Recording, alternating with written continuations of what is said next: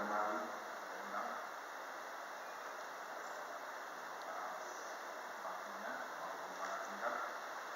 Selamat datang Pak Makasih, saya rektor kami yang baru.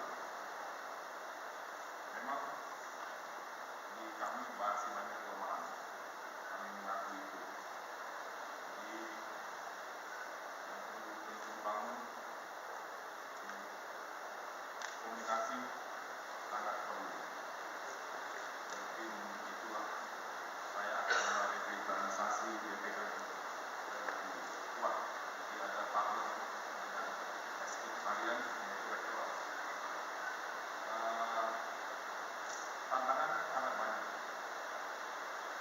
di mana dinamika perguruan tinggi sangat kencang, persaingan sangat tajam.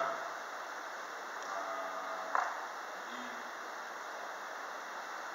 di kampus ini memang masih banyak hal-hal mendasar pun kita belum sampai.